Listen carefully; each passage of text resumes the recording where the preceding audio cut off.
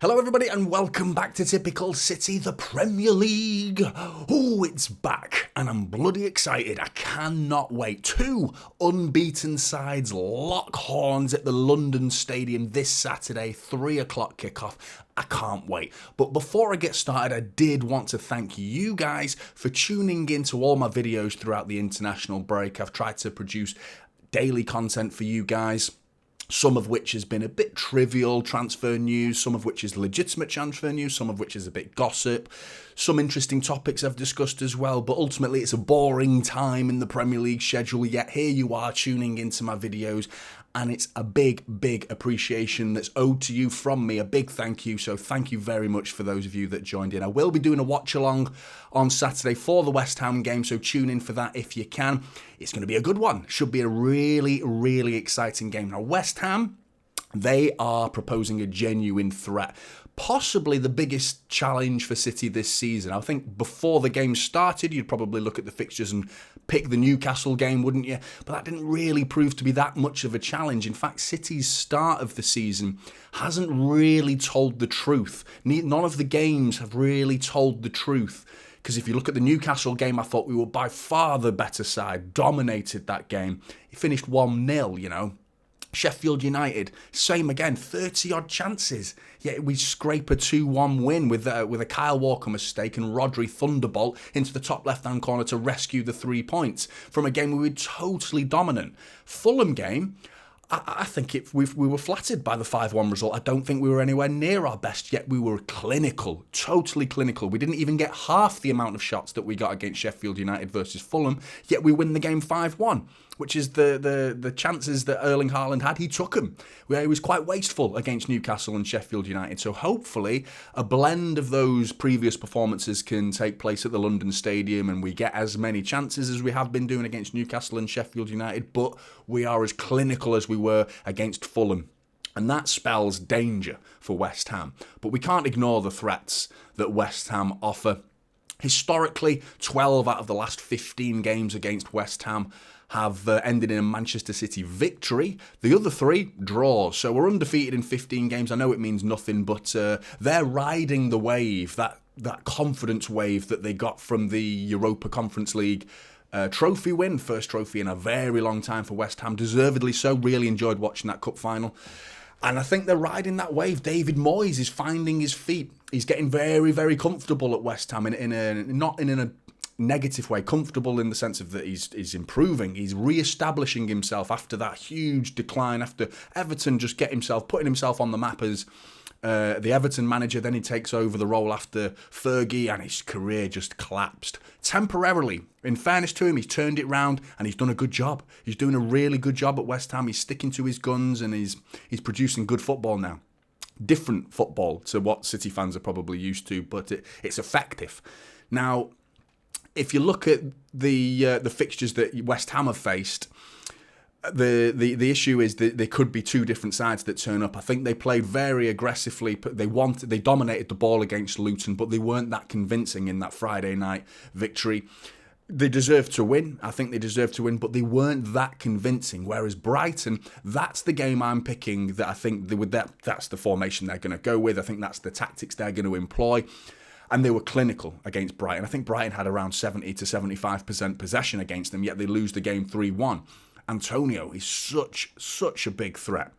But let's focus on City. Pep is back. Pep is back. And back as in, I hope his back's okay as well. Pep's back with a good back.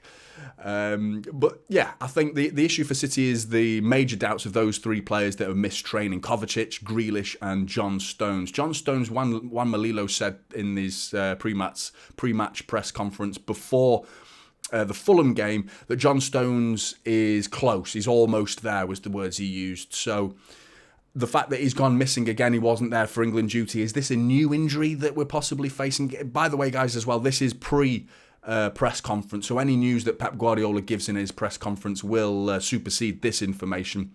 But John Stones hopefully is something that we hear in the press conference that he is okay and could well play. I have my doubts, considering he didn't get a sniff at England. He was out of the England game. Grealish as well, he's out. Kovacic, on the other hand, was an unused substitute for Croatia's game, and he's probably returned. But he was missing from training, so there is a bit of contradicting information there.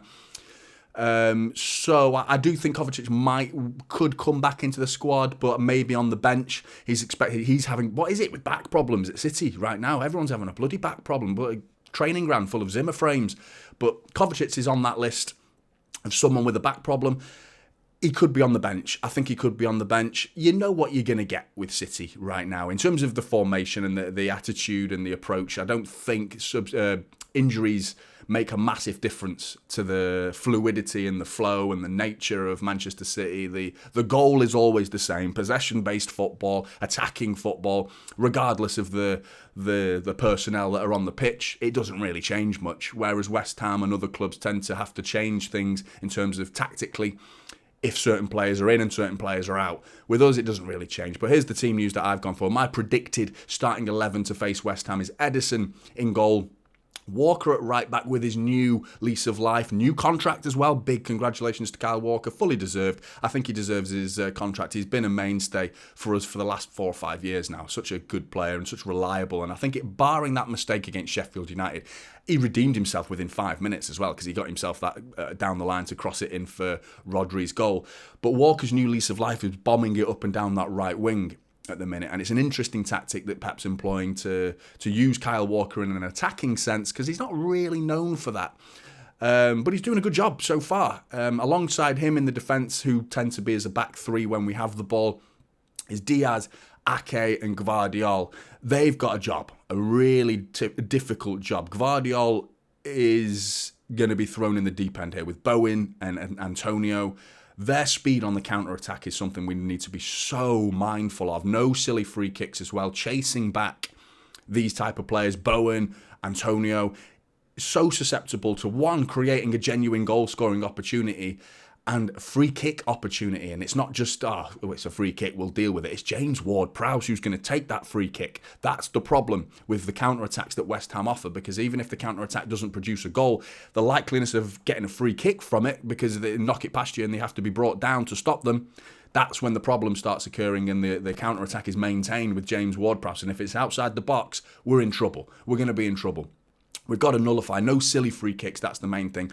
Rodri ahead of them. I've gone for a Mateus Nunes debut because of Kovacic. I think it's 50-50 for him. Nunes didn't get any minutes against Fulham, but I think he could well start this game, and I'm excited about that. I want to see what he can do. Playing alongside Rodri could be interesting. He's a physical guy as well. Kovacic is not known for not being physical. He's certainly not soft. He does get stuck in, but Nunes and Rodri, I think there's a little bit more physicality in that midfield going up against the Edson Alvarez, that is.